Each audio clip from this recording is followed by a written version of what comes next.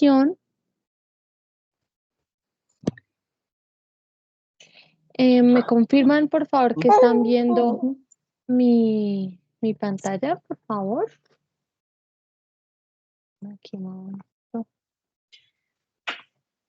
Creo que toca, espérame que coloco que sí exististe. Creo que alguien tiene el micrófono abierto. Listo. Vamos a comenzar entonces nuestros CIPAS. Recordemos que este CIPAS es sobre la tarea 3 de Ingeniería Genética. Bueno, para empezar, vamos a mirar, bueno, qué es la genética, para qué estudiar eso. Bueno, la genética es una ciencia bastante útil.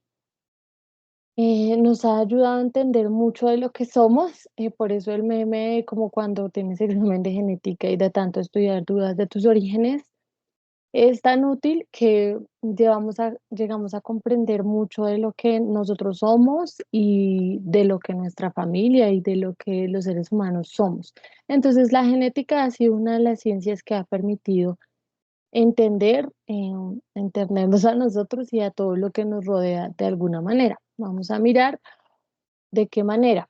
Entonces, la genética, como ya les había dicho en la web conferencia, si no estuvieron, pues se divide en dos, en una genética mendeliana, históricamente en dos, que es primero la mendeliana con este señor Gregor Mendel y posteriormente em, la molecular que inicia con más o menos con el descubrimiento del ADN y con el descubrimiento de que es el ADN la molécula que tiene la información genética.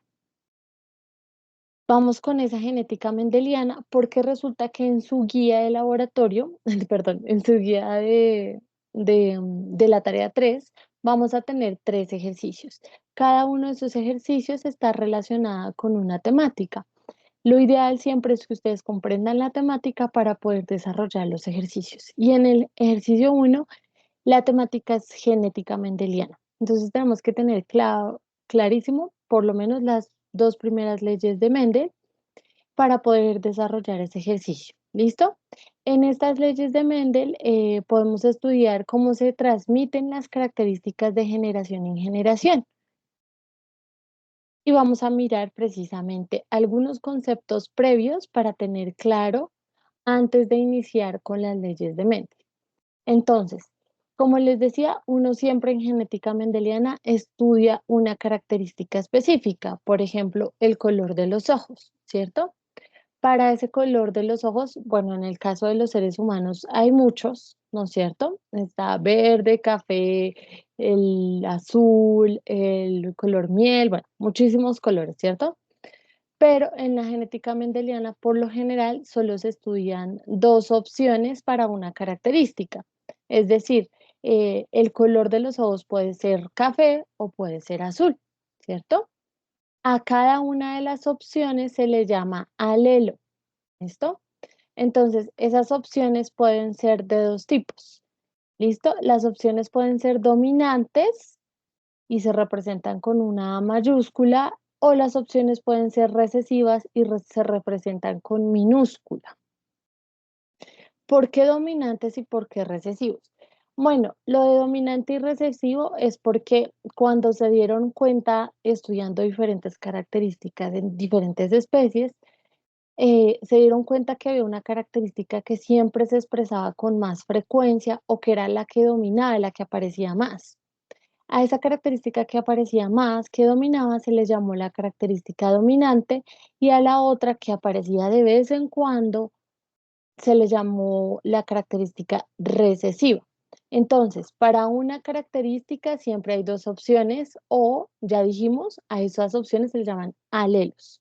Los alelos pueden ser dominantes o pueden ser recesivos.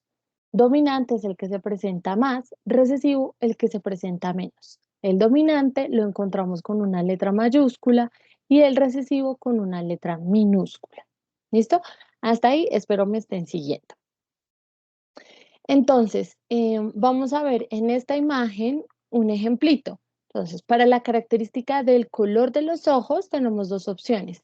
Tiene color café o tiene color azul. Fijémonos que, según esto, el color café en ambos casos está representado con mayúscula, entonces uno dice, bueno, si el color café está representado con mayúscula es porque es más dominante, es el que se ve más, ¿listo? Y el color azul está representado con minúsculas, entonces va a ser nuestra característica recesiva. Y aquí, espérenme un segundo, sí, aquí también lo tenemos. Y aquí vamos a empezar a hablar de otros dos conceptos, que es el de fenotipo y genotipo. Entonces, en la genética mendeliana siempre estudiamos una característica, las dos opciones de esa característica o los alelos de esa característica, y también vamos a expresar todo en dos conceptos, en el genotipo y en el fenotipo. El genotipo es todo lo genético, que en este caso lo genético lo representamos con letras. Y el fenotipo es todo lo físico, que en este caso va a ser la característica y las opciones de esa característica. Es decir, el genotipo va a ser la E mayúscula o la E minúscula. Y el fenotipo va a ser si tiene los ojos cafés o si tiene los ojos azules. Si se fijan, entonces el fenotipo, lo que vemos, lo físico, y lo genotípico, lo que está en los genes, que en este caso lo representamos con letras. Vamos a mirar qué es eso de alelo recesivo, alelo dominante y las diferentes combinaciones. Ay, mi perrito. Entonces, como les decía, tenemos siempre una característica. Esa característica tiene dos opciones y cada ser vivo, cuando estamos analizando los casos de los seres vivos, cada uno tiene dos copias. Siempre hay dos letritas. Digamos, este perrito va a tener en su genotipo dos letras y este otro perrito en su genotipo dos letras, ¿cierto? Esas dos letras pueden tener diferentes combinaciones. Pueden ser las dos mayúsculas, pueden ser las dos minúsculas o pueden ser una mayúscula y una minúscula, ¿cierto? Entonces, cuando tiene una mayúscula y una minúscula, a eso se le llama heterocigoto. ¿Listo? Heterocigoto es cuando tiene un alelo dominante y un alelo recesivo, es decir, una letra mayúscula, porque recordemos que la mayúscula representa lo dominante, y un alelo recesivo que representa una minúscula. ¿Listo? Heterocigoto va a ser siempre la combinación de A mayúscula con A minúscula. Los homocigotos, ¿listo? Homocigotos pueden ser dos. Se es recesivo cuando se tiene las dos minúsculas o se es dominante cuando se tiene una A mayúscula y una A mayúscula. Fijémonos que el alelo recesivo no tiene por ningún lado, o el homocigoto recesivo no tiene por ningún lado una mayúscula. Las dos son minúsculas.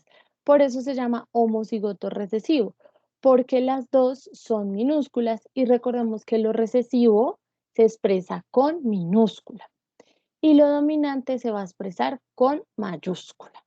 Por eso este es homocigoto dominante. Las dos son mayúsculas. Espérenme, déjenme aquí mirar algo. Ya, estaba mirando algo. Bueno, entonces, ¿estos perros qué serían? Homocigoto dominante, heterocigoto o homocigoto recesivo. Este primer perrito, ¿qué sería? Y este segundo, ¿qué sería?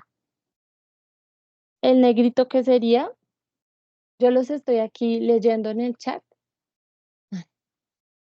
Si están por ahí. El primero sería, El negrito. el primero sería homocigoto dominante y el segundo sería heterocigoto. Exactamente, ¿no? Tenemos dos mayúsculas, como las dos son mayúsculas y la mayúscula es lo dominante, este es homocigoto dominante y este tiene una mayúscula y una minúscula heterocigoto. Gracias, Luis. Listo. ¿Por qué esto no aparece? Ya me acordé por qué me aparece esto.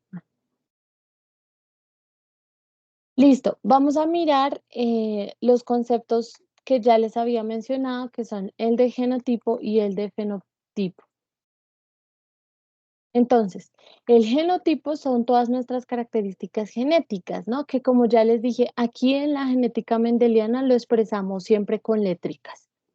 Ese genotipo o esos genes van a codificar para características físicas, porque recordemos que los genes, ¿listo? Los genes son una información que está codificada en una molécula. Esa molécula tiene, como ya vamos a ver más adelante, unos rasgos parecidos a los códigos que uno utiliza en computación o en sistemas, ¿no es cierto?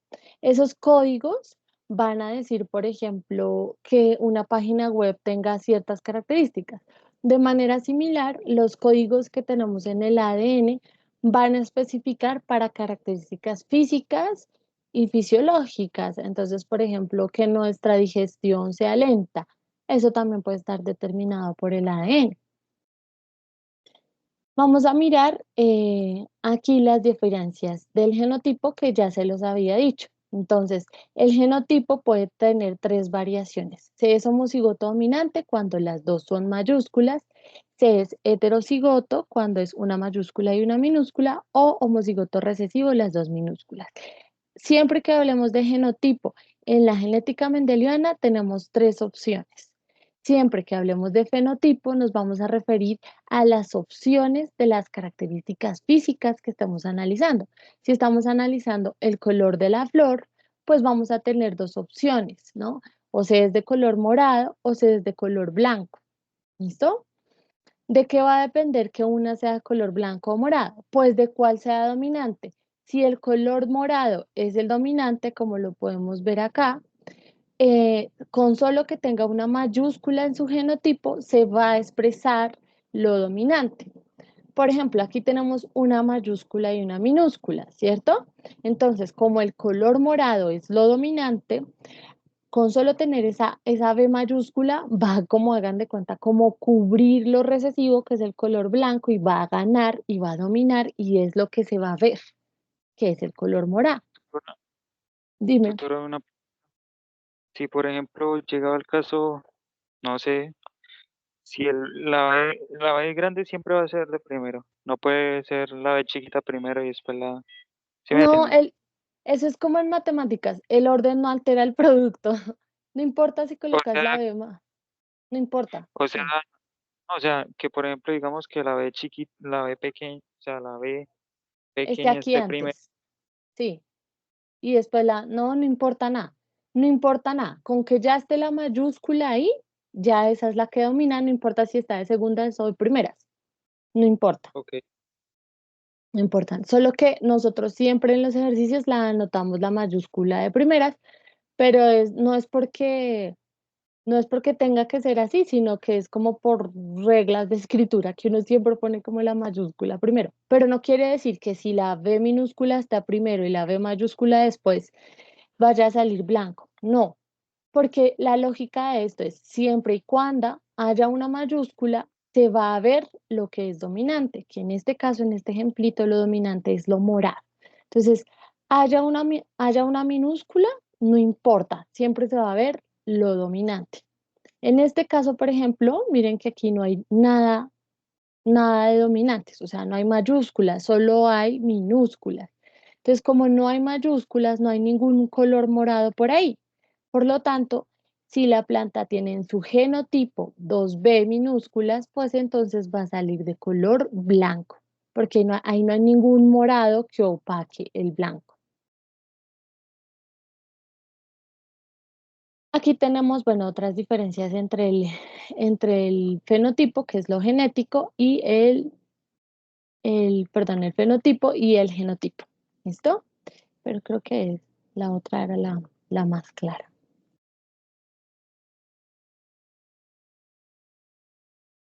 Bueno, y vamos a mirar las dos primeras leyes de Mendel porque son las que nos sirven para el ejercicio.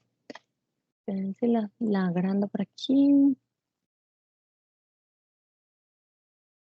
Listo. Entonces supongamos que tenemos dos semillitas, ¿cierto?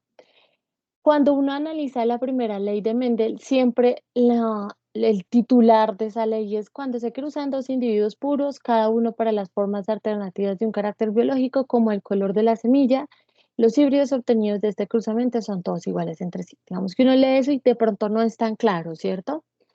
Básicamente esta ley dice lo siguiente, dice, si usted tiene dos papás que son homocigoto dominante para una característica y homocigoto recesivo para para la misma característica, todos los hijitos van a ser heterocigotos.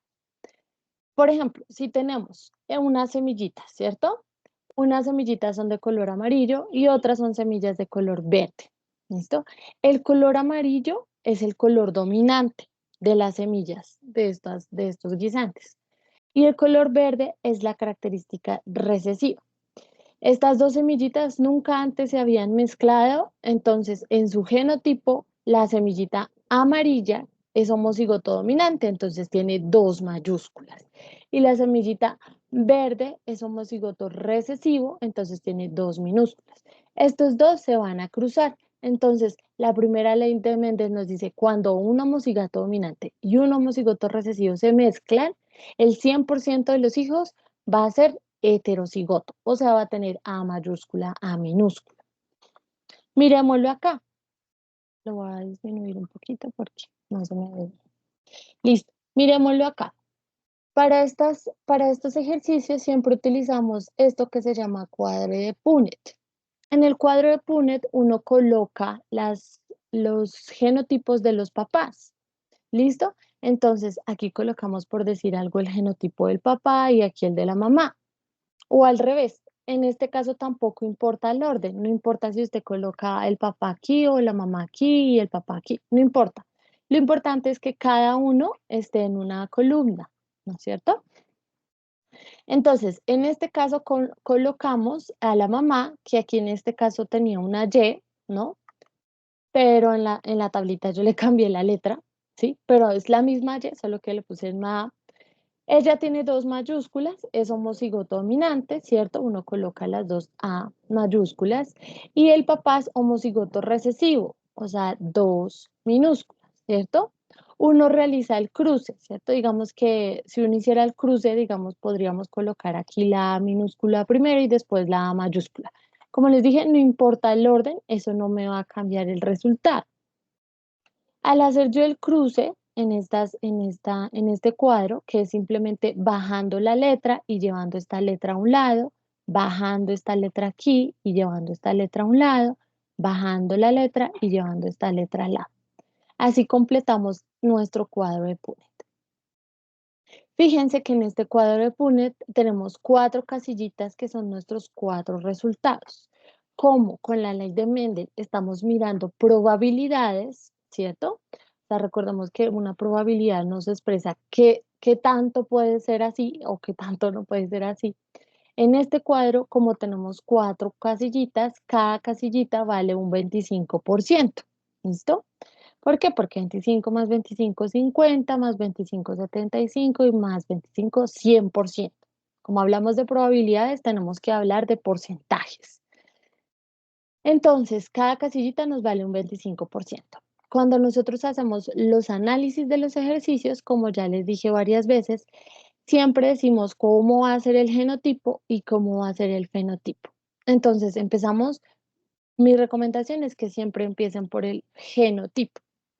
Entonces, en el genotipo uno dice si es homocigoto, si es heterocigoto, ¿listo?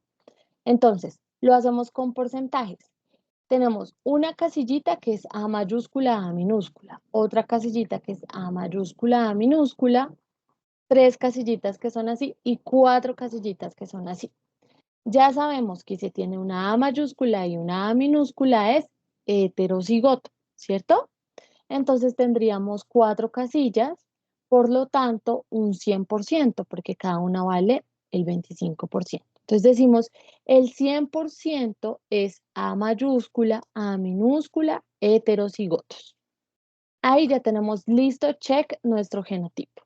Nos vamos ahora con el fenotipo, o sea, cómo se ven las semillitas.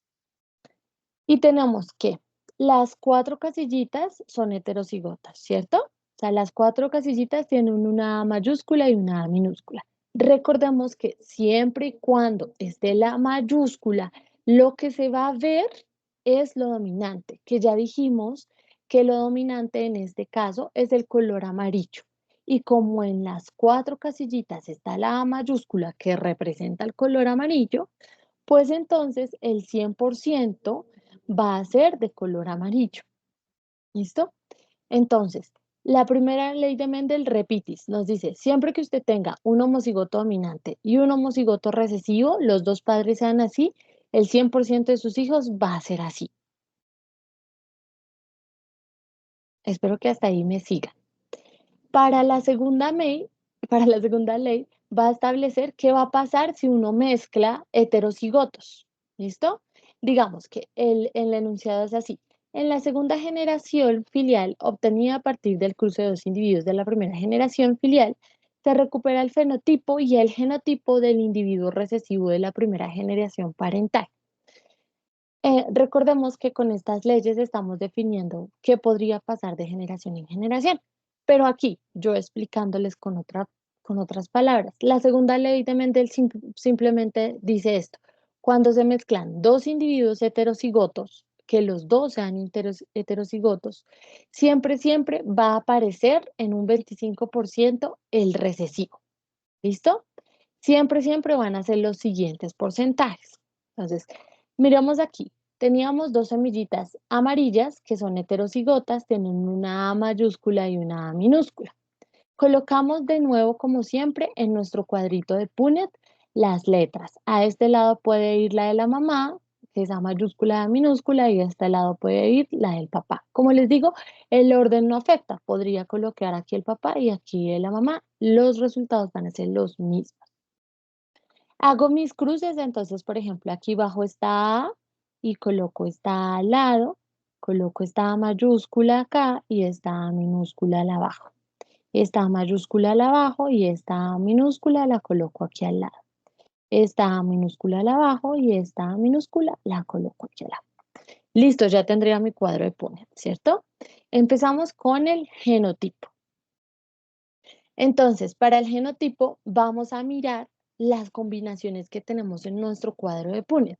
Tenemos una casillita que tiene dos A mayúsculas. Ya sabemos, A mayúsculas ambas, homocigoto dominante.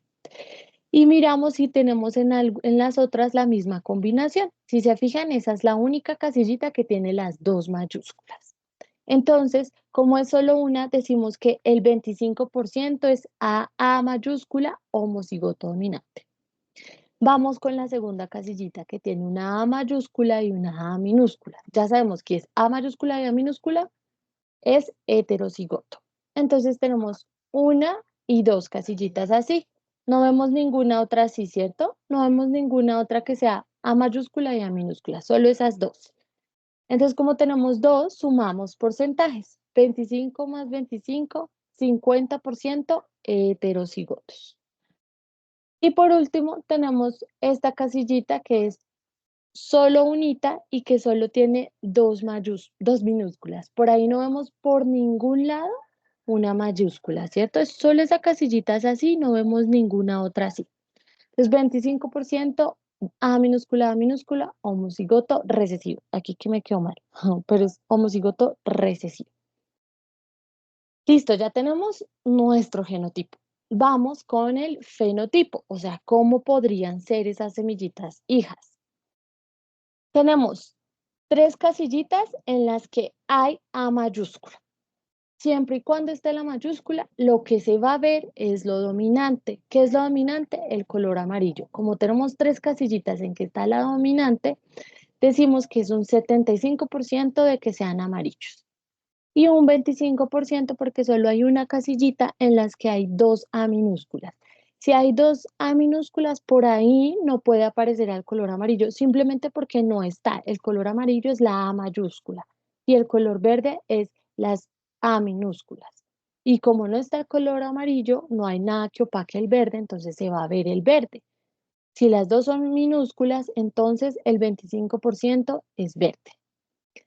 Ahora, después de todo este análisis, podemos decir en qué consiste la segunda ley de Mendel. Siempre nos dice que si yo mezclo heterocigotos, los porcentajes siempre serán así. Siempre voy a tener un 25% homocigoto dominante, un 50% heterocigoto y un 25% homocigoto recesivo.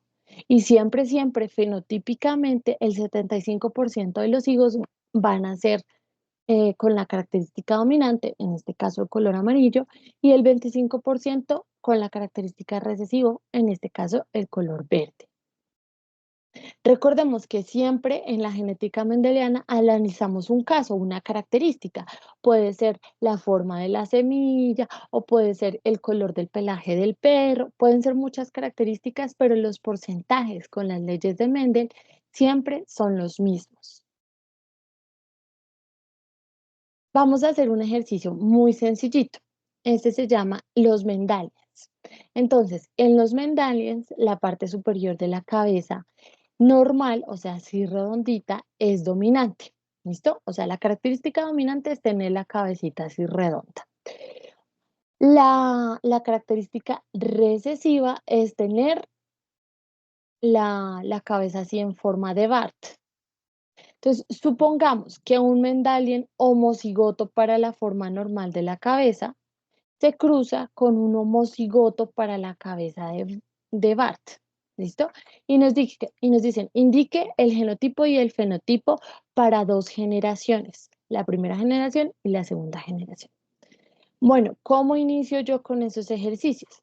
Bueno, primero determinando cómo va a ser cada papá. Si nos están diciendo que este papá es homocigoto dominante, ¿cierto? Eso quiere decir que las dos son mayúsculas, ¿cierto? Miramos acá. Que las dos van a ser mayúsculas. Y si el otro padre es homocigoto recesivo, porque nos están diciendo que es homocigoto para la forma de la cabeza de Bart y la cabeza de Bart es lo recesivo, pues yo ya sé que el papá va a ser recesivo. Espérenme un segundo. Ay. Listo. Entonces tengo así los dos Mendalian, ¿cierto? Para empezar nuestro ejercicio, entonces siempre empezamos cuál es la característica que vamos a analizar. En este caso, la forma de la parte superior de la cabeza o la forma de la cabeza. ¿Cuáles son los alelos? O sea, las opciones que tenemos. Se puede tener una cabecita redonda y ese es el dominante, o se puede tener una cabecita en forma de Bart y es el recesivo. Listo, entonces ya sabemos cuál es la característica, ya sabemos cuáles son los alelos o las opciones. Ahora tenemos que hacer un análisis del ejercicio, o sea, hacemos nuestro cuadro de Punnett. Déjenme un segundo que creo que se me trucaron. Sí, aquí ya está. Entonces hacemos nuestro cuadro de Punnett. Pero es que por aquí sí se me trucaron mis ejercicios. Bueno, pero vamos a aplicar la primera ley de Mendel. ¿Por qué vamos a aplicar la primera ley de Mendel? Porque los papás, fíjense, ¿se acuerdan que les dije que siempre que teníamos homocigotos dominantes y homocigotos recesivos, como en este caso un homocigoto dominante y un homocigoto recesivo, siempre que tuviéramos eso, el 100% de los hijos iba a ser heterocigoto, ¿cierto? Esa es lo que dice nuestra primera ley de Mendel. Entonces, ya sabemos que los hijos van a ser así, ¿cierto? Los hijos van a ser así porque ya sabemos que la primera ley de Mendel nos dice eso. Pero en caso de que se nos olvide esa segunda ley de Mendel, podemos hacer nuestros cuadritos. Entonces colocaríamos las dos C mayúsculas aquí arribita y las dos C minúsculas del otro papá, que estamos acá. Y simplemente completaríamos nuestro cuadro que sería C mayúscula con C minúscula, C mayúscula con C minúscula, C mayúscula con C minúscula y C mayúscula con C minúscula, que es de esta manera nos da. Cuando vamos a hacer entonces nuestros resultados, analizamos el genotipo, ¿cierto? Entonces decimos, según nuestro genotipo, en este caso como tengo ahí el cuadrito incompleto, puedo hacerlo con mi ejemplito que hice acá. El genotipo es simplemente tengo que todos los hijitos son iguales, todos son heterocigotos, entonces 100% heterocigotos. Eso en el genotipo, y en la proporción genotípica lo que colocamos es el porcentaje. Es decir, en los genotipos colocamos C mayúscula, C minúscula, heterocigotos, y en la proporción genotípica 100% heterocigotos. En el fenotipo pues tenemos dos opciones de fenotipos. O se es con la cabeza redondita o se es con la cabeza de Bart. En este caso todos tienen cabeza normal y la proporción será del 100% con cabeza normal.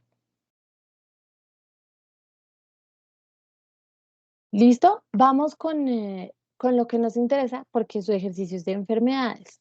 Vamos con esto y tranquilos que ya vamos a ver varios ejemplos para que tengamos más claro este tema.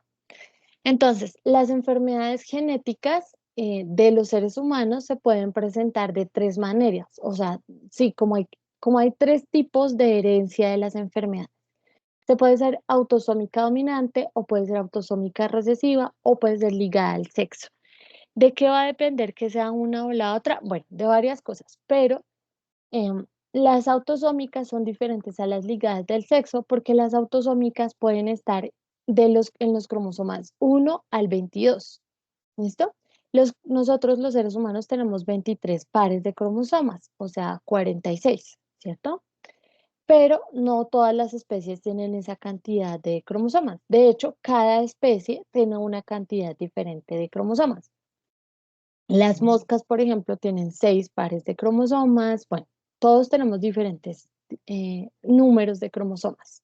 En nuestro caso somos 23 pares, o sea, 46. El último par es el par 23 y se le llama el par sexual, porque ese es el par que define uno de nuestros factores genéticos que definen el sexo biológico. Es decir, si es XX va a ser mujer, si es XY va a ser hombre, ¿cierto? Y del 1 al 22 tenemos todas las otras características de nuestro cuerpo, ¿listo? Entonces, las herencias autosómicas dominantes y recesivas son enfermedades que se ubican en los cromosomas 1 al 22. La enfermedad puede estar en cualquiera de esos cromosomas. Y la ligada al sexo es la que está específicamente o en el cromosoma X o en el cromosoma Y, siendo más probable que esté en el cromosoma X. Entonces, a grandes rasgos, en la autosómica dominante, la enfermedad va a ser dominante. O sea, el que yo tenga la enfermedad es muy probable. Es muy probable porque está en el gen dominante. Y en la herencia autosómica recesiva, la enfermedad va a estar en el gen recesivo.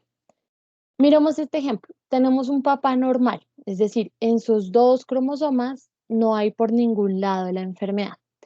Y una mamá afectada. Ella sí tiene un gen, un cromosoma con la enfermedad. Como la enfermedad es dominante, ¿cierto? O sea, la podemos representar con mayúscula. Esa enfermedad es dominante, por lo tanto, si es homocigoto dominante o homocigoto recesivo, es decir, con que esté un cromosomita con la enfermedad, ya se va a expresar. Fijémonos en las probabilidades que tenemos. Entonces, estos padres, digamos que tienen 4 hijos, ¿cierto?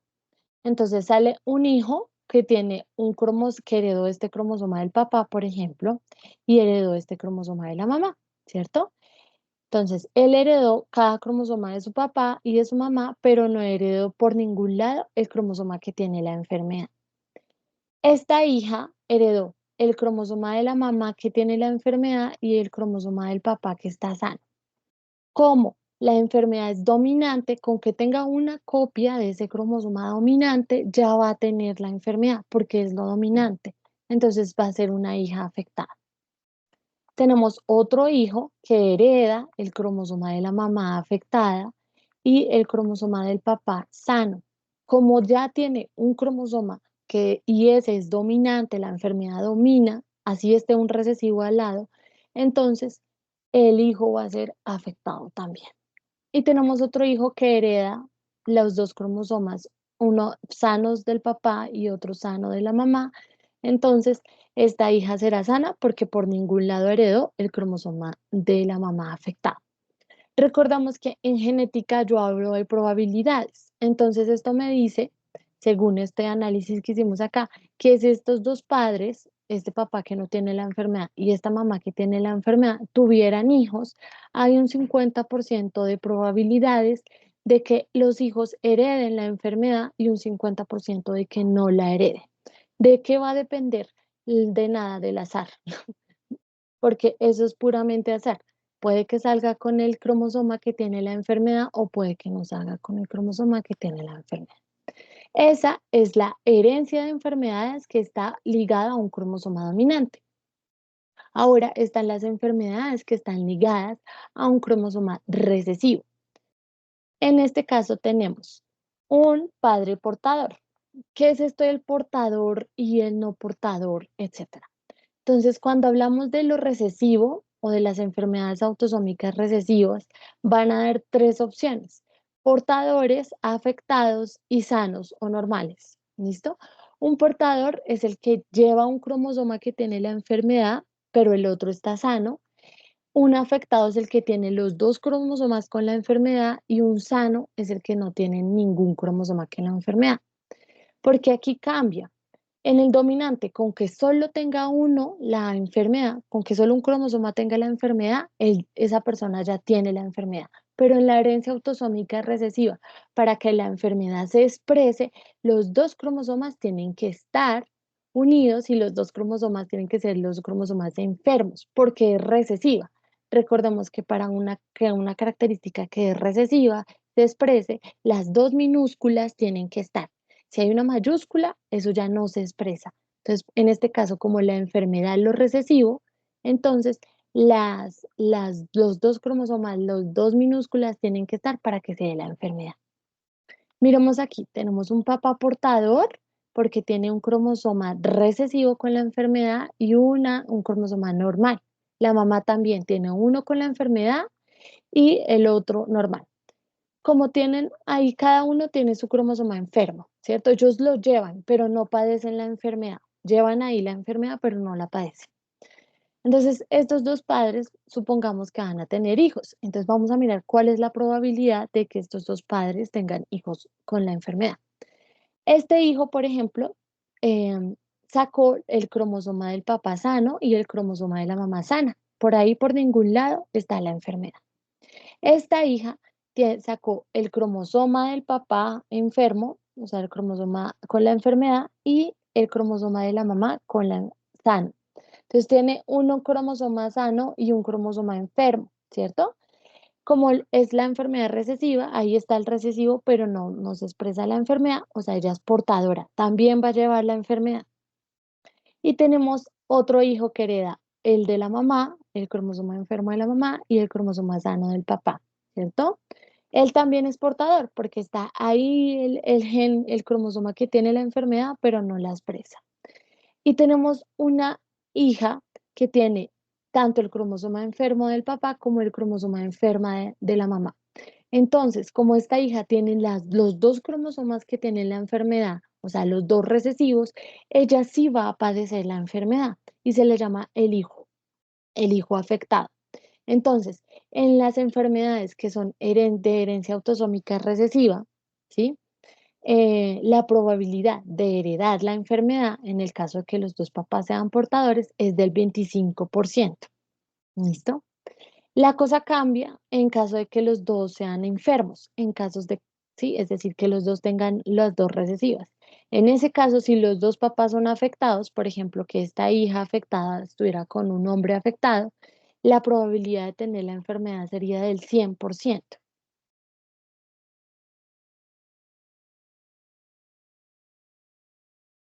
Listo, vamos a mirar la guía y el ejemplo, pero es que yo por aquí tenía allá.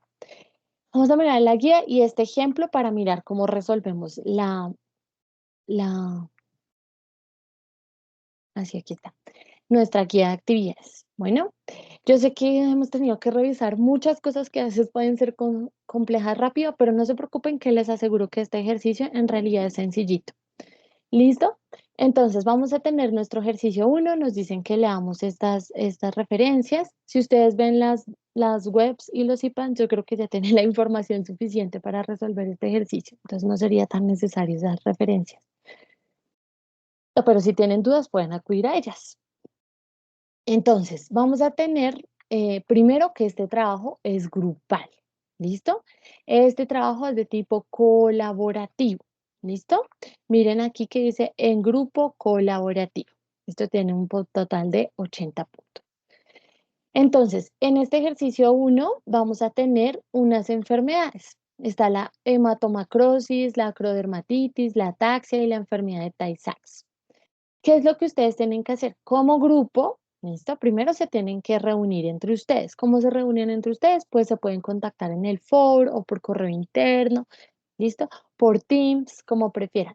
Se tienen que poner de acuerdo, se tienen que reunir. Si no se reúnen y están solitos porque nadie apareció como suele suceder, entonces lo hacen individualmente diciendo en el foro que lo van a realizar de manera individual. ¿Listo? O si lo hicieron casi todos solos y sus compañeros apareciendo a lo último, pues eso ya es decisión de cada uno. Entonces, una vez está el grupo consolidado, van a elegir la enfermedad que quieran trabajar. Entonces, solo una. Dicen, no, vamos a elegir la hematomacrosis o la acrodermatitis, la que ustedes prefieran. Una vez tengan elegida la enfermedad, ¿listo? Van a completar este cuadrito, ¿listo? Van a completar este cuadrito donde colocan el nombre de la enfermedad, hacen el cuadro, los genotipos, la proporción genotípica, los fenotipos, etc. Vamos a mirar un ejemplo, ¿listo? De cómo hacer este ejercicio. Aquí tenemos, ay Dios, me metí en otro lado. Aquí tenemos esta enfermedad que es la polidactilia. Una corta explicación de la polidactilia.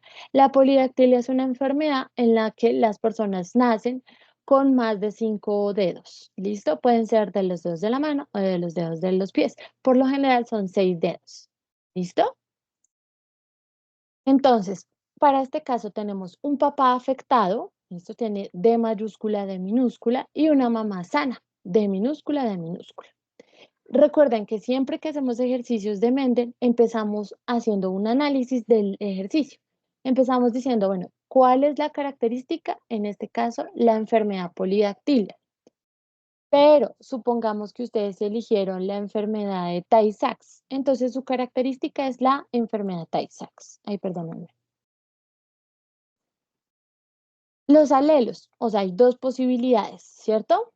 Bueno, en realidad hay tres, pero digamos que hay dos opciones, ¿no es cierto? Se puede estar afectado, es decir, se puede tener la enfermedad, ¿listo? Y se puede estar sano. ¿Cómo sé yo cuál es cuál? Por el ejercicio que tiene. Es decir, por ejemplo, aquí tenemos un padre afectado. Si el papá está afectado, quiere decir, ¿cierto? Que la enfermedad está en el gen dominante. Pero profesora, ¿cómo hizo para saber eso? Pues sencillito. Miren, si el papá tiene D mayúscula y D minúscula, ¿cierto? Quiere decir que la enfermedad y está afectado, o sea, tiene la enfermedad, quiere decir que la enfermedad está en el dominante, en el gen dominante. ¿Por qué? Porque si la enfermedad estuviera en la D minúscula, ¿cierto? El papá no sería afectado, ¿sí? El papá sería portador, ¿listo? Pero en este ejercicio nos están diciendo, el papá es afectado y tiene D mayúscula y tiene D minúscula. Y entonces uno dice, si el papá está afectado es porque la enfermedad está en el gen dominante. Y nos dicen, y la mamá está sana. Fíjense, nos dicen la mamá está sana y las dos D son minúsculas. Por lo tanto, ya sabemos que la enfermedad no está en el recesivo. ¿Por qué sabemos que la enfermedad no está recesiva? Porque nos están diciendo, la mamá en su genotipo tiene 2D minúsculas y está sana. Entonces, si tiene 2D minúsculas, la enfermedad no aparece por ningún lado, por lo tanto, el sano es lo recesivo. Entonces, ya sabemos, la característica es la enfermedad.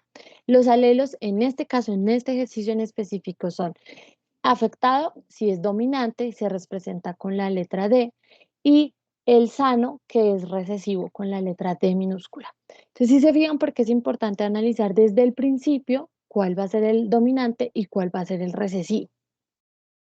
Ahora, ¿cuáles van a ser nuestros resultados? Vamos a hacer nuestro cuadro de Punnett teniendo una D mayúscula y una D minúscula y una D minúscula y D minúscula por el otro lado. Colocamos los de los papás. Así los tenemos, ¿cierto? D mayúscula y D minúscula del papá y las 2 D minúsculas de la mamá. ¿Listo? Aquí yo ya lo había hecho anteriormente. En este cuadro, pues simplemente como ya sabemos, hacemos los cruces bajando y colocando a los lados las letricas y ya tenemos nuestras 4 casillitas con los resultados. Entonces nos ponemos a hacer el análisis, empezando siempre con el genotipo. Entonces, fijémonos que tenemos una casillita D mayúscula, D minúscula, y buscamos otra que sea similar. Aquí abajito tenemos otra que es igual, que es D mayúscula, D minúscula. Entonces tenemos 2 casillitas que son heterocigoto, por lo tanto hay un 50% heterocigoto. Y tenemos una casillita que las dos son minúsculas, o sea, homocigoto recesivo y homocigoto recesivo, o sea, 50%. Entonces, ¿qué coloco yo? En el genotipo, las opciones que tengo. Bueno, según nuestros resultados se puede, en nuestras casillitas hay heterocigoto y hay homocigoto dominante, de recesivo. En la proporción genotípica coloco los porcentajes. Entonces digo el 50% heterocigoto, 50% homocigoto recesivo. Listo, ya tenemos nuestro genotipo. Vamos con el fenotipo. ¿Listo? O sea, lo físico. Lo físico aquí nos referimos es a la enfermedad. ¿Listo? ¿Cómo van a ser los hijos? ¿Van a tener o no van a tener la enfermedad?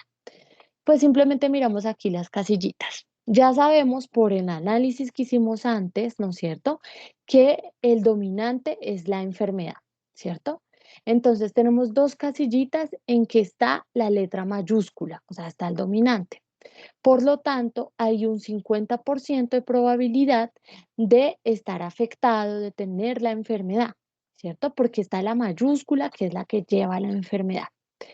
Y hay un 50% de estar sano, porque ya sabemos que el sano es cuando las 2 D son minúsculas. ¿Listo? Entonces, en el fenotipo, pues coloco las opciones que tenemos que nos salieron. O sea, hay unos que pueden salir sanos y hay unos que pueden salir afectados. Y en la proporción, el porcentaje, 50% de probabilidad de tener hijos afectados, 50% de probabilidad de tener un hijo sano. ¿Listo? Nos vamos a ir con otro ejemplo. Este sí lo hacemos entre todos. Espérenme un segundo. A ver si me aparece aquí. Listo. Entonces yo aquí me inventé un ejemplo, pero voy a quitarles esto para que no vean. Listo, que lo hagamos todos. Este es nuestro formato, ¿no? Es donde nosotros desarrollamos los ejercicios. Aquí colocamos el grupo y los integrantes, que estos me los inventé yo, obviamente. Colocamos la enfermedad que elegimos, en este caso es una enfermedad que también yo busqué por otro lado. ¿Listo? Y este es nuestro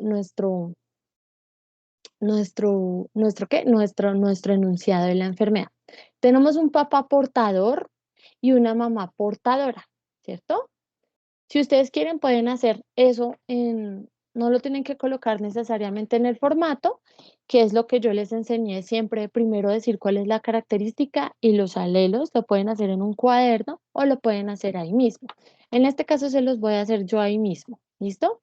Característica, entonces nuestra característica es la enfermedad de cistinosis, ¿cierto? Ahora, se los voy a aumentar aquí un poquito. Listo. Ahora, los alelos, o sea, las opciones. Analizamos también este caso. Tenemos un papá portador, ¿cierto? O sea, el papá lleva la enfermedad y tiene una C mayúscula y una C minúscula, ¿cierto? Y tenemos una mamá portadora también, C mayúscula, C minúscula. ¿Listo? Aquí, ¿cómo sabemos cuál es el dominante y cuál es el recesivo? Es decir, si la enfermedad está en el dominante o si la enfermedad está en el recesivo. Es sencillo. Si la enfermedad estuviera en el dominante, este papá que tiene una C mayúscula no sería un papá portador, sino sería un papá afectado. Si la enfermedad estuviera en la C mayúscula, pero está en la C minúscula, ¿cierto? Entonces, este papá portador, ya sabemos solo con esto que la enfermedad está en el gen recesivo. Entonces, hay varias opciones. Se puede ser portador, digamos, portador, si se hereda C mayúscula, C minúscula, ¿cierto? Esas son las opciones que nos dan hasta ahí. Ahora nosotros tenemos que decir las otras opciones. Ya sabemos que se puede ser portador, se puede ser afectado o se puede ser sano. Afectado, ¿listo? O se puede ser sano. Para el caso de las enfermedades es así. Portador es cuando C mayúscula, C minúscula. ¿Cómo será el afectado? Listo, el afectado va a ser C minúscula, C minúscula. ¿Cómo sé yo que el afectado va a ser C minúscula? Por el análisis que hice antes. ¿Listo? Yo dije, bueno, la enfermedad tiene que estar en la letra minúscula porque este papá no la tiene, la porta, pero no la tiene.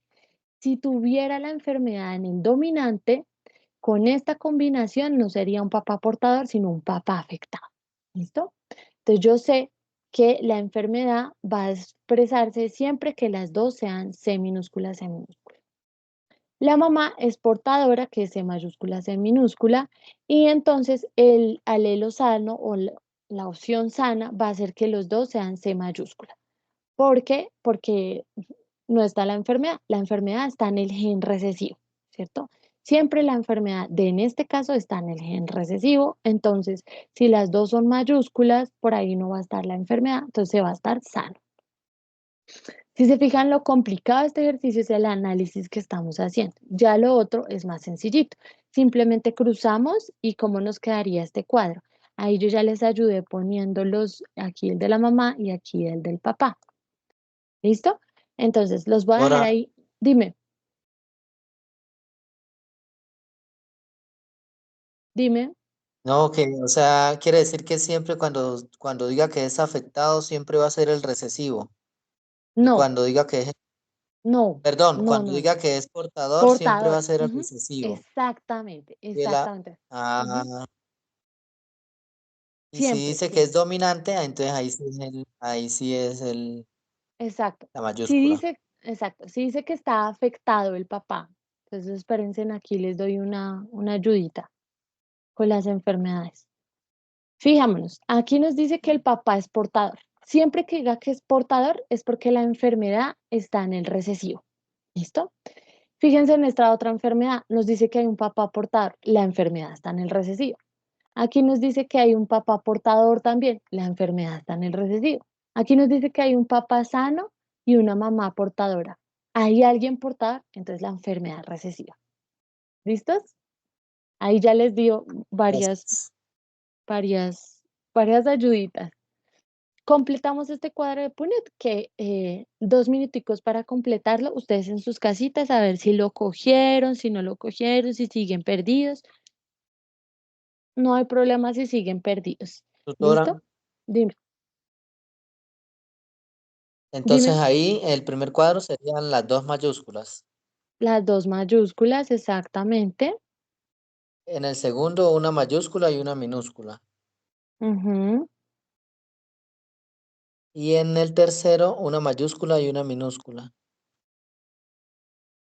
Y en este, Y hay dos minúsculas. sí, perfecto. Entonces, Listo. entonces quiere decir que en el primero Ujú. va a ser sano. El segundo Sano, va a ser portador, el tercero también. sí, Y el exacto. cuarto va a ser afectado, porque Exactamente. los dos son recesivos. Exactamente. Pero como aquí en el formato nos piden unas informaciones, entonces lo vamos a hacer según las informaciones que nos piden. Primero nos piden el Ujú. genotipo. Entonces en el genotipo simplemente es mencionar esos cuadritos que son. Ah, tenemos un cuadrito que es homocigoto dominante, ¿cierto? Ah, Tenemos ya. otro cuadrito y otro cuadrito que es heterocigoto, ¿cierto? Y tenemos un tercer cuadrito que es homocigoto recesivo. ¿Listo? Hasta ahí simplemente mencionamos los nombres de lo que nos apareció. En la proporción colocamos porcentajes. Entonces decimos, ah, bueno, si estamos hablando de porcentajes, tenemos una casillita que tiene el homocigoto dominante, entonces 25% homocigoto dominante. Tenemos una y dos casillitas que son heterocigotas, entonces 50% heterocigoto, y una casillita aquí que tiene las dos minúsculas, entonces homocigoto recesivo. ¿Listo? Así nos pide la guía que lo hagamos. Ahora hacemos el fenotipo. Entonces, nos vamos a fijar en las opciones que tenemos, que ya su compañero nos dio las respuestas, ¿no? Entonces, las opciones que tenemos es que sea sano, ¿cierto? O que sea portador o que sea afectado. Eso es lo que colocamos en fenotipos, que sea afectado, sano y portador. Y en la proporción, pues, ¿cuánto en porcentajes tenemos? Entonces, tenemos que, como ya sabemos, el afectado tiene las dos C minúsculas, ¿cierto? Entonces, 25% afectado. El sano tiene las dos C mayúsculas, entonces solo tenemos una casillita con las dos C mayúsculas, entonces 25% sano. Y tenemos dos casillitas que tienen una mayúscula y una minúscula. Como son dos casillitas, 25 más 25, 50% portadores. Y ahí tenemos nuestra proporción fenotípica. ¿Listo? Así lo hacemos según lo que nos pide el formato. ¿Listo? En la descripción de la enfermedad, ¿yo qué coloco? Nada, pues simplemente yo busco aquí mi enfermedad, en este caso es la cistinosis. Simplemente buscamos la cistinosis en internet, miramos de qué se trata la cistinosis. Es una enfermedad autosómica recesiva causada por la... ¿Lista? Entonces es una proteína de los ojos, ¿no? Entonces nos produce una enfermedad ahí con los ojitos. Entonces podemos ir a cualquier página, copiamos en qué consiste o si queremos mejor un artículo. Mira, esto de pérdida del gen. Listo, copiamos, pegamos y nos lo llevamos a, ay, perdónenme, y nos lo llevamos aquí al formato. Ay, que no me deja a veces esta cosa. Listo, voy a volver aquí a mi mochila. No me deja. Bueno. Simplemente copiamos y pegamos y listo. ¿Cómo hace uno para mover esta barrita que ya no la soporto? No la soporto porque siempre me está moviendo las. Listo. Listo. Entonces simplemente copiamos y pegamos y colocamos de donde sacamos esa fuente con, recuerden que aquí siempre les van a pedir las normas APAS, ¿no? Entonces no podemos simplemente colocar y pegar ahí la referencia, no, nos toca acudir a normas APA, pero no se preocupen que para todo eso hay solución. Hay algo que se llaman los generadores de bibliografía. Aquí, por ejemplo, este es un generador de normas APA. Entonces, él simplemente uno coloca el enlace. Ay, perdón. El enlace aquí de esto, por ejemplo, lo coloca aquí uno y él nos genera de una vez las normas APA. No siempre funciona muy bien cuando es una página web. Es más difícil cuando es un libro.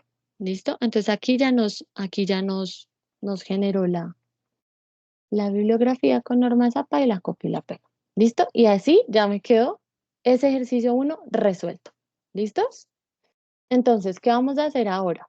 Ya tenemos claro ese ejercicio acá. Estoy pendiente de ustedes. Si quedó más o menos claro cómo lo tienen que hacer.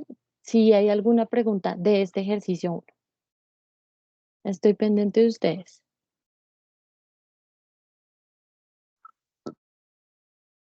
¿Listo? Luis, tú levantaste la mano. ¿No? ¿O no? ¿No era antes? Creo que sí era antes. Bueno, entonces vamos con el ejercicio 2, que es muy sencillito. Ya queda para adelante el difícil es el 3.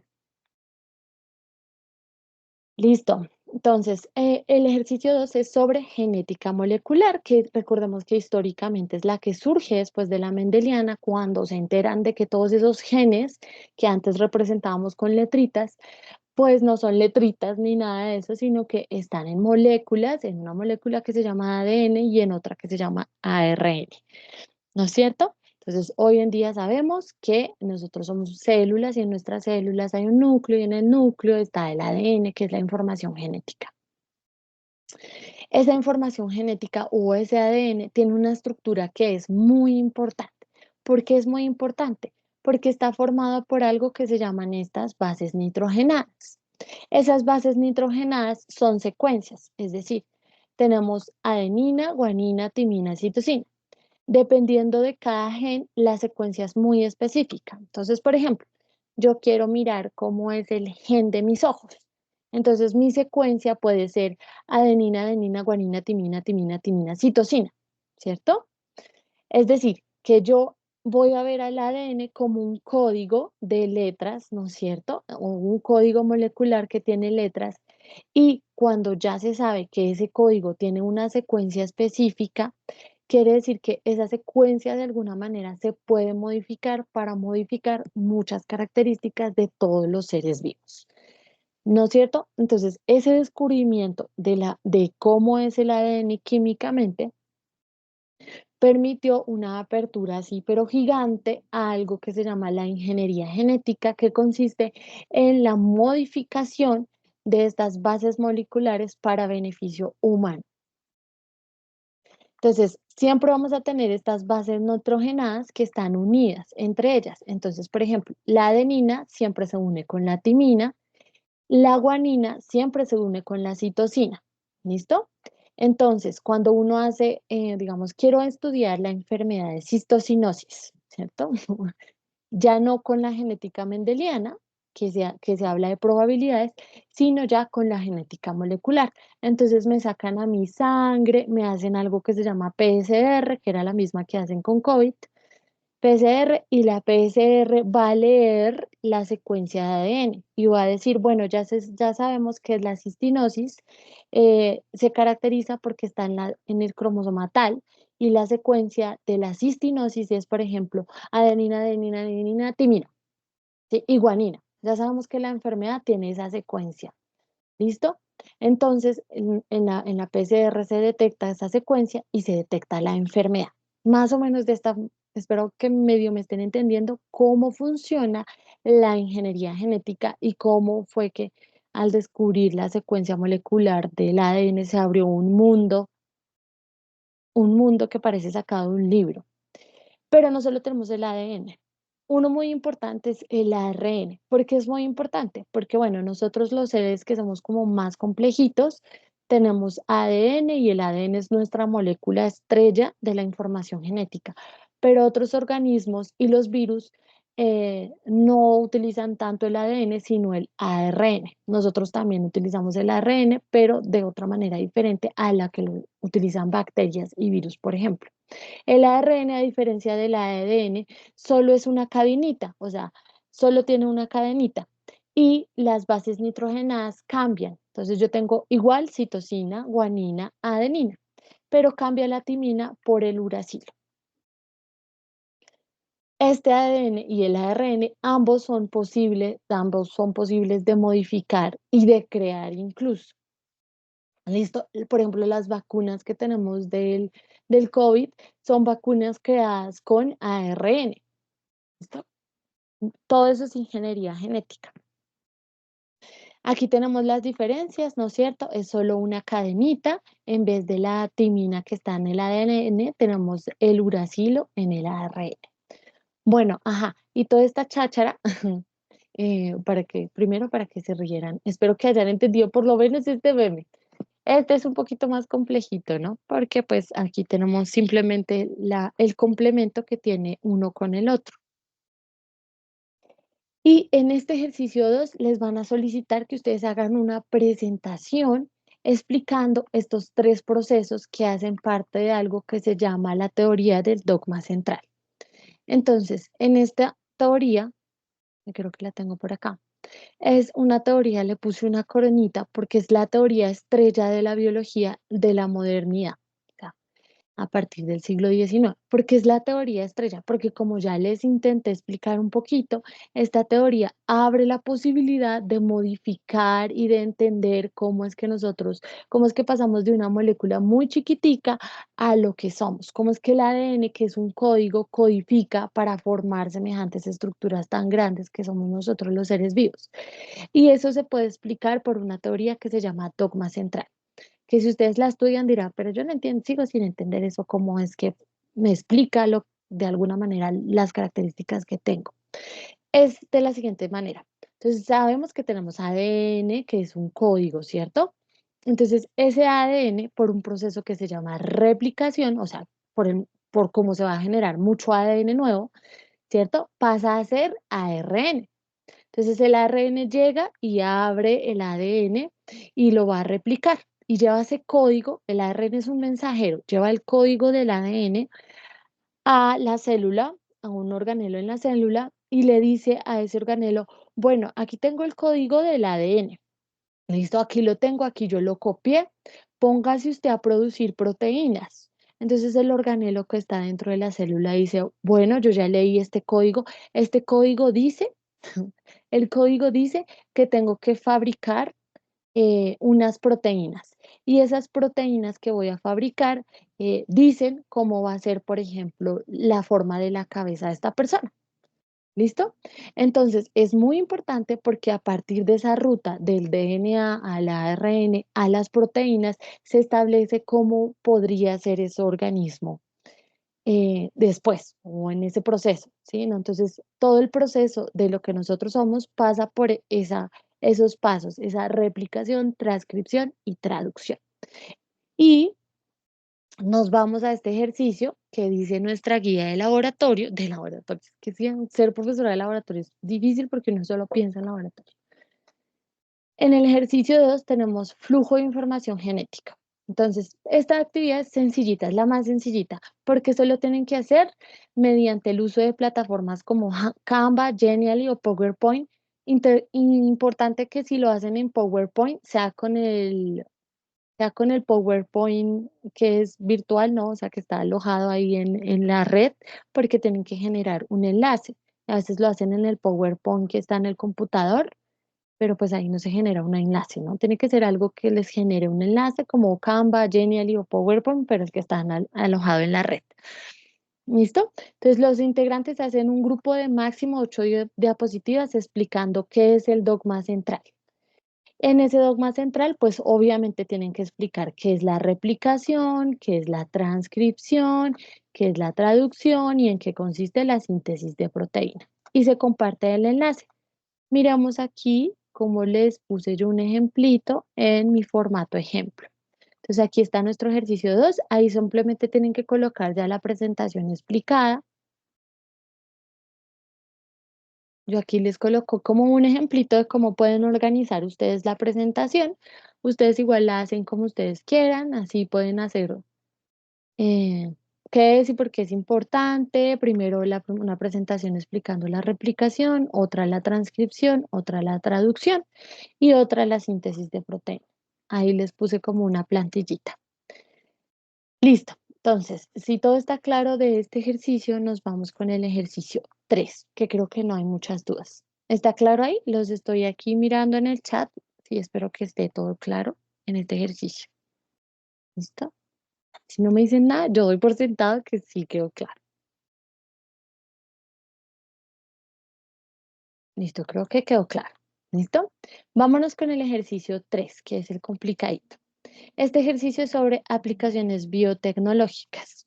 Para este caso no les voy a explicar una temática porque la temática cambia de acuerdo a lo que ustedes escojan. Entonces, para el desarrollo de este ejercicio, el grupo debe elegir uno de los siguientes temas a trabajar.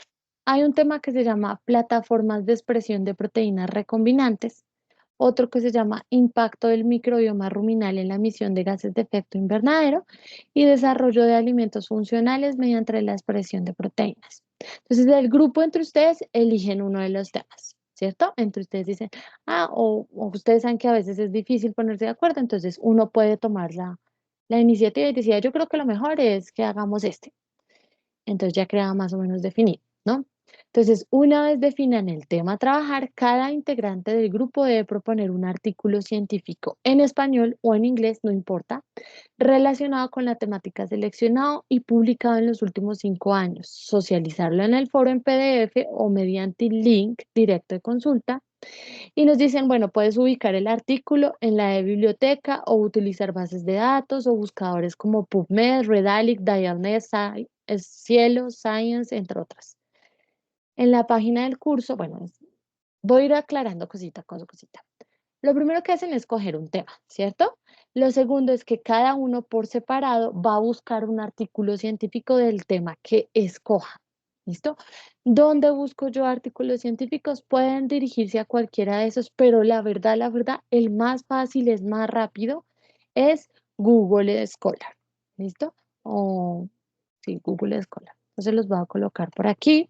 Simplemente buscamos aquí Google Scholar les va a arrojar artículos científicos, algunas veces tesis, algunas veces libros. Buscan aquí la temática que ustedes eligieron, ¿listo? La verdad, yo ya busqué artículos de sus temáticas, de todas las 3 temáticas, y me di cuenta que no estaba fácil la búsqueda. Entonces, esta cláusula de que le dice que sean de 5 años, no vamos a ser tan exigentes con eso. Si ustedes encuentran un artículo que es más o menos viejito, o sea, del 2011 o 2012, no hay problema porque la verdad que sí está difícil conseguir artículos de estos. Porque está difícil, aquí les tengo unos tipsitos de cómo pueden buscar para poder encontrar más. Entonces, aquí tengo yo unas recomendaciones en mi presentación. Esperen, les muestro. Listo. Espérenme aquí, se los pongo chiquitito. Listo, no me acuerdo qué ponía, pero vamos a mirar. Listo, entonces aquí tengo recomendaciones para cada una de las opciones que ustedes elijan. Entonces, si eligen la opción de plataformas de expresión de proteínas recombinantes, entonces yo les recomiendo que busquen tal cual en Google Scholar. Buscan plataformas de expresión de proteínas recombinantes. Busquemos precisamente esta opción. Aquí, plataformas de expresión de proteínas recombinantes. Proteínas recombinantes.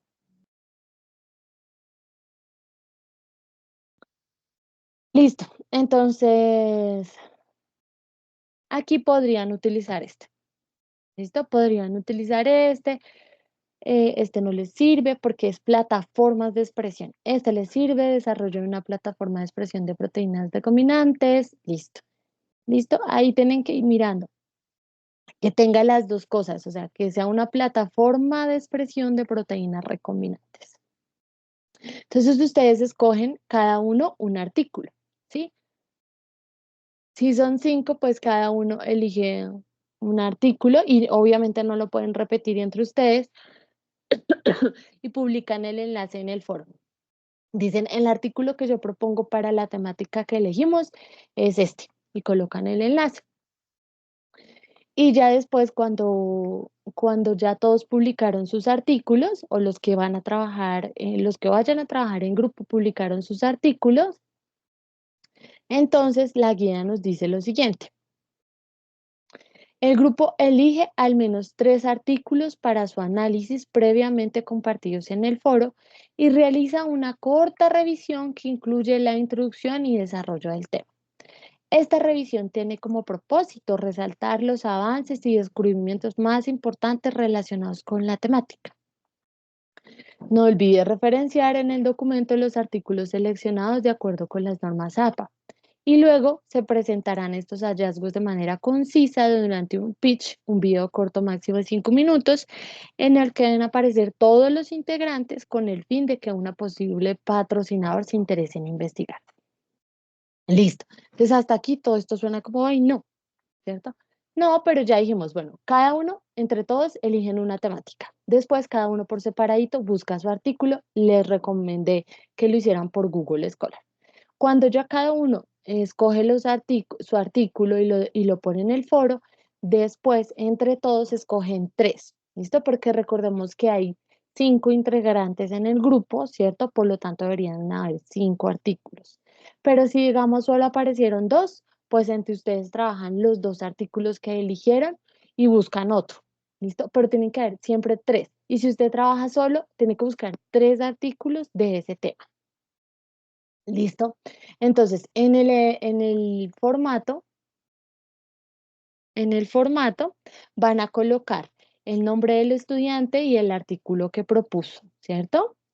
Y después los artículos seleccionados. Entonces son 3, pero bueno, en mi ejemplo yo solo coloqué 2, ¿no es cierto? Pero son 3, ustedes ya saben. Y después de que ustedes tienen esos artículos seleccionados, tienen que hacer un video en el que expliquen esos artículos, ¿no es cierto?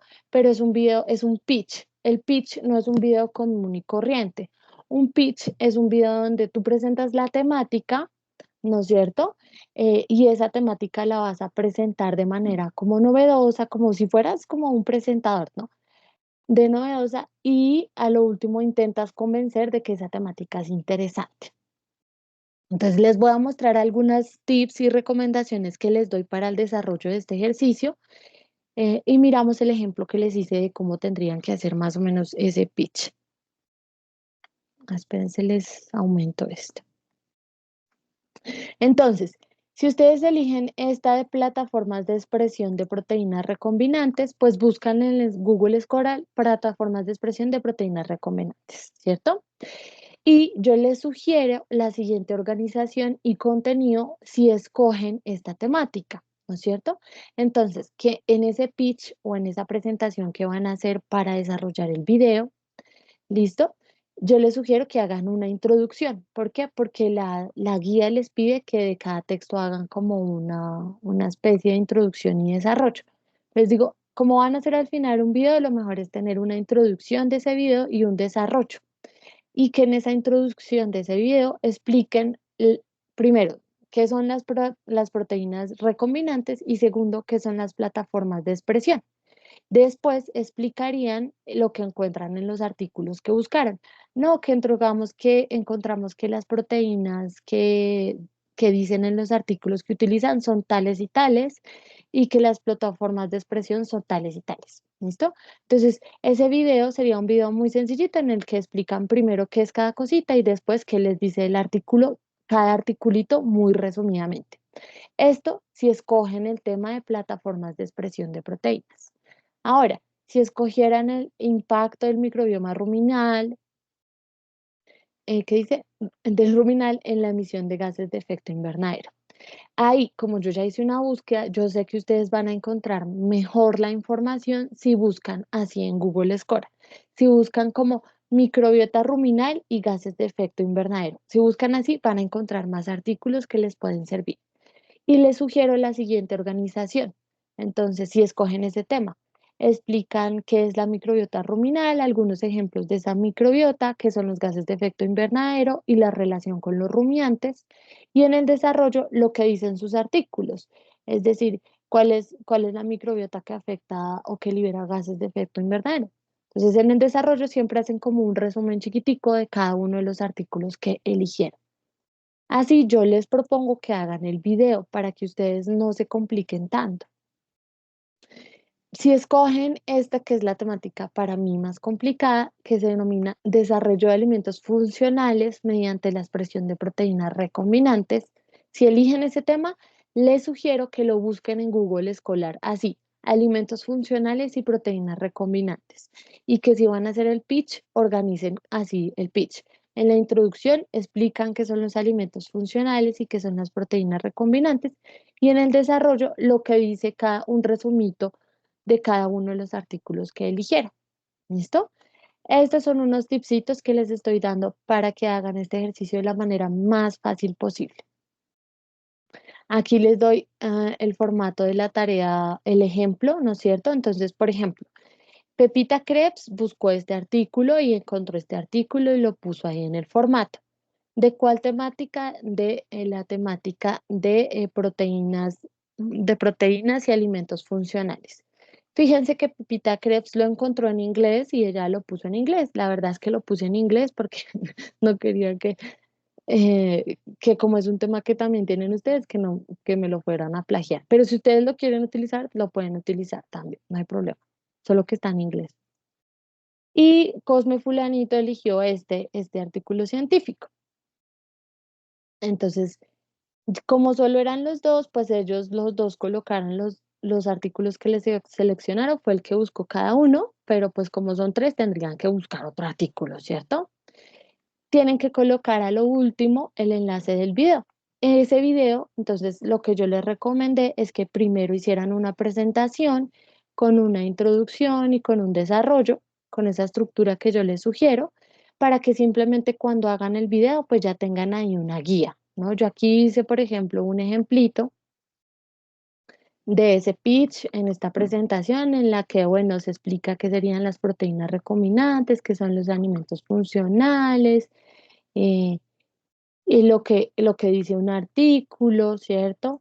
Lo que dice el otro artículo. Y listo. Y ahí ya tendrían todos una parte de la que hablar. Y en otra se puede colocar, por ejemplo, la importancia de la investigación en esta temática, porque como es un pitch, ustedes tienen que conversar a alguien de que estudie esto, ¿sí? Ah, no, esto es interesante por esto y esto. Y ahí ya tendríamos 5 personas que participarían, ¿no? Una persona que dice qué es esto, una persona que dice qué es lo otro, y 3 personas que hacen los resumitos de los artículos. Así es como yo les sugiero que hagan este ejercicio. Cuando graben el video lo pueden hacer con Teams o lo pueden hacer con otra plataforma que les grabe pantalla o que les grabe la reunión, ¿no es cierto? Como tienen acceso a Teams, pues a mi parecer lo mejor es hacerlo en Teams. Ustedes simplemente se reúnen, comparten pantalla, hablan cada uno y graban la sesión, la suben en YouTube o la suben ahí en Teams y me comparten el enlace y ya tendrían el video, ¿cierto? Este video tiene que durar máximo 5 minutos, hay que ser muy concisitos. Si se fijan, este ejercicio es el más complicado, es el más largo, ¿no? Los otros son más sencillitos de hacer. Igual yo les dejé todos los ejemplos que pude para que ustedes tuvieran como una guía de cómo hacer este ejercicio.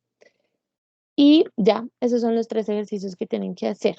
Estoy atenta a ver si tienen alguna duda. Igual esta grabación ahí les queda también. En caso de que de que se pierdan con ese ejercicio, pues pueden acudir a la grabación. ¿Listo? ¿Listo? Entonces, estoy pendiente si tienen alguna pregunta.